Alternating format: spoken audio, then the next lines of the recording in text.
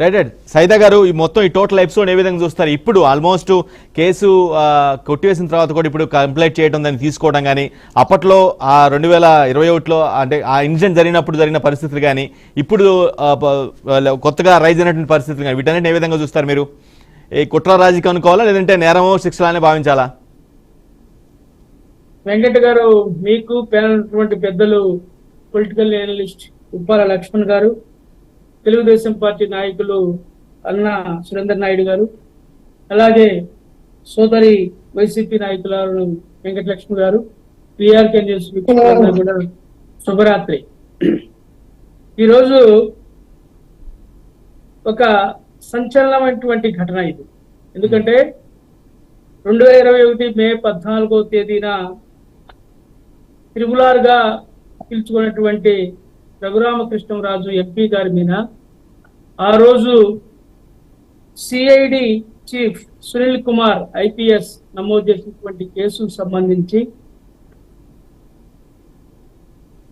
ఈరోజు మరలా ఒక రిటర్న్ గిఫ్ట్ గా ఈరోజు త్రిపులార్ నగరంపాలెం పోలీస్ స్టేషన్ లో కేసు నమోదు చేసినటువంటి ఘటన గురించి ఒక చర్చ పెట్టినటువంటి మీకు ప్రత్యేకించి ధన్యవాదాలు తెలియజేస్తా ఉన్నాం. అయితే ఇక్కడ ఒక విషయాన్ని మనం గమనించాలి. ఎవరు అధికారంలో ఉంటే ఆ పార్టీ కనుసన్నల్లో పనిచేసేటువంటి ఈ పోలీస్ వ్యవస్థ నిజంగా చాలా దుర్మార్గమైనటువంటి విషయంగా తెలియజేస్తారు. ఇప్పుడు కూడా అంతేనంటారా? ఈ గవర్నమెంట్ కూడా అంతేనంటారా?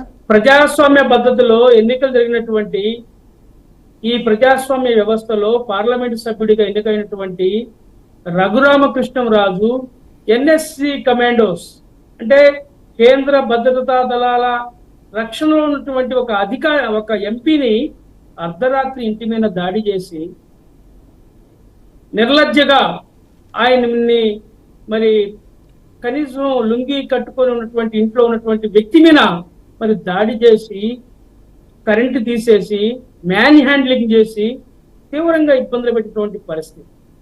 నిజంగా ఆయన పరిస్థితి చూస్తే వీల్ చైర్ మీద నడిచినటువంటి పరిస్థితి కొన్ని నెలల పాటు ఎయిమ్స్ లో మరి చికిత్స పొందినటువంటి మిలిటరీ హాస్పిటల్లో చికిత్స పొందినటువంటి పరిస్థితులు మనం చూసాం. అనేక ఛానల్స్ లో ఆ రోజు క్లిప్పింగ్స్ చూసాం.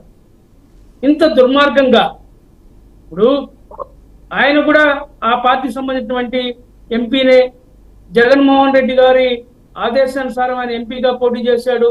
అంతకుముందు తెలుగుదేశంలో పోటీ చేయాలని చెప్పి సైదా గారు ఒకటే సూటి ప్రశ్న మీకు. సైదా గారు ఒక్కటే సూటి ప్రశ్న అడుగుతున్నాను, మీకు స్ట్రైట్ గా ఆన్సర్ చేయండి. అప్పుడు జరిగింది కక్ష రాజకీయమా 2000 వైసీపీ గవర్నమెంట్ లో? ఇప్పుడు జరిగింది కుట్రరాజ్యం అనుకోవాలి, ఏది అనుకోవాలి, ఏది కరెక్ట్?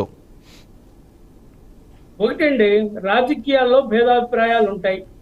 ఒక కుటుంబంలోనే తల్లిదండ్రులు పిల్లలు ఉన్నటువంటి కుటుంబ బంధంలోనే అనేక సమస్యలు ఉంటాయి. అలాంటి సమస్యలు ఉంటే మనం చంపుకుంటామా, కేసులు పెట్టుకుంటామా? అలాగే జగన్మోహన్ రెడ్డి పార్టీలో ఉన్నటువంటి సొంత ఎంపీ ఆయనకు సంబంధించినటువంటి నిరాశ నిస్పృహలో కొన్ని మాటలు మాట్లాడాడు ముఖ్యమంత్రిని, లేకపోతే పరిపాలనా విధానం గురించి విమర్శలు చేశాడు. విమర్శలు చేసినంత మాత్రాన మీరు తీసుకెళ్లి దేశద్రోహం కేసులు పెట్టి హింసిస్తారా? మీరు ఇది చట్టమా? ఇది న్యాయమా? అంటే మీ నోటికి ఎవరైనా సరే మిమ్మల్ని విమర్శిస్తే, మీ ప్రభుత్వాన్ని వ్యతిరేకంగా మాట్లాడితే మీరు కేసులు పెట్టి జైల్లో నెడతారా? ఈ యొక్క రఘురామకృష్ణరాజు గారు కాదు వెంకట గారు, అచ్చెన్నాయుడు మాజీ మంత్రి ఆ రోజు తెలుగుదేశం ఉన్నటువంటి అచ్చెన్నాయుడు ఇంట్లో ఆయన ఫైల్స్ తో ఇబ్బంది పడతా ఉంటే పండుకొని ఉంటే అర్ధరాత్రి ఇంటి మీద దాడి చేసి తీసుకెళ్లారు. కనీసం ప్యాంట్ కూడా వేసుకునేటువంటి పరిస్థితి, గోడ దూకెళ్లారు లోపలికి. మరొక విషయం, అయ్యన్న పాత్రుడు ఆయన ఏ విధంగా హింసించారు అంటే ఏ రాజకీయ పార్టీ అయినా ఏదైనా చెప్తున్నా. ఒక సీనియర్ జర్నలిస్ట్, మా ప్రకాశం జిల్లా చెందినటువంటి సీనియర్ జర్నలిస్ట్, ఈనాడులో పనిచేశాడు. మేము పిల్లలప్పుడు చదువుకునేటప్పుడు కూడా అంకబాబు గారని, 74 సంవత్సరాల వయస్సు. ఆయన ఏదో ఒక పోస్టు పెట్టి దాన్ని ఫార్వర్డ్ చేశాడని చెప్పి అర్ధరాత్రి మరి భయకంపితులు చేసేటట్టుగా అర్ధరాత్రి ఆయన ఇంటి మీద దాడి చేసి తీసుకెళ్లారు స్టేషన్ కి. ఇంతకంటే దుర్మార్గం అవుతుందండి. ఇది ప్రజాస్వామ్యమా, లేకపోతే ఇదేమైనా రాజరిక వ్యవస్థ? ఇదేనా అసలు జగన్మోహన్ రెడ్డి చేసినటువంటి పని? ఇది చాలా తీవ్రంగా దీన్ని ఖండిస్తా ఉన్నాం. దీనికి కుక్కగాడికి చెప్పు దెబ్బ అన్నట్టుగా ఈ ప్రభుత్వం ఈ రోజు త్రిపులార్ చేసినటువంటి ఈ కేసు నమోదు ఇట్ ఈస్ రియల్ గా రిటర్న్ గిఫ్ట్ లాంటిదే. ఎందుకంటే ఇది ఏదో సీఎం చెప్పాడనో లేకపోతే చొద్దల రామకృష్ణారెడ్డి చెప్పాడనో మీ ఇష్టానుసారంగా కేసులు పెట్టుకుంటా పోతే రేపు ఈ ఐఏఎస్ ఐపీఎస్ ఆఫీసర్లు ఇరుక్కున్నారు ఇక్కడ. ఇప్పుడు A1 A2 A3 A4 A5 5 మీద కేసు నమోదైంది. A3 చెప్తే మరి ఈ నలుగురు కూడా ఈ కేసులో ఇరుక్కున్నారు. ఒకసారి మీరు గమనించాలా, ఏదైనా ఈ రోజు అధికారంలో మనం ఉంటాం, రేపు అధికారం కోల్పోతాం. కానీ న్యాయబద్ధంగా ధర్మబద్ధంగా పరిపాలన చేయాల్సినటువంటి అవసరం ఆవశ్యకత ఎంతైనా ఉంది.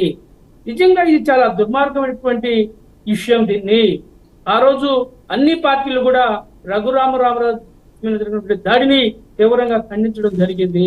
ఆయన ఎంత మానసిక వేదనకు గురి అయ్యాడో, ఆయన కుటుంబం ఎంత మానసిక వేదనకు గురి అయిందో మనం చూసాం. ఆయన ఎక్కిన మెట్టు దిగిన మెట్టు దిగినటువంటి పరిస్థితి. హైకోర్టు, సుప్రీంకోర్టు, మరి ఆయన దగ్గర డబ్బులు ఉన్నాయి కాబట్టి, ఎంపీ కాబట్టి రకరకాల ప్రయత్నాలన్నీ చేశాడు పాపం ఆయన అరెస్ట్ కాకుండా ఉండటం కోసం. ఒక సామాన్యుడి పరిస్థితి ఏంది వెంకట గారు? మిమ్మల్ని అరెస్ట్ చేస్తే, లక్ష్మణ్ గారు అరెస్ట్ చేస్తే, సైదాన్ అరెస్ట్ చేస్తే పరిస్థితులు ఏంటి మీరు గమనించండి. అసలు మనం ప్రజాస్వామ్య వ్యవస్థలో ఉన్నామా? ఇది నిజంగా ఇది దుర్మార్గమైన చర్య. దీన్ని మేము తీవ్రంగా ఖండిస్తున్నాం. రఘురామరాజు చేసినటువంటి విషయం నేను మంచిదని చెప్పి నేను మీ ద్వారా తెలియజేస్తా ఉన్నాను. రైట్. ఉప్పాల లక్ష్మణ్ గారు, లక్ష్మణ్ గారు, ఈ టోటల్ ఎపిసోడ్ మొత్తాన్ని మీరు ఏ విధంగా చూస్తారు? అప్పుడు వాళ్ళు చేసింది కొంత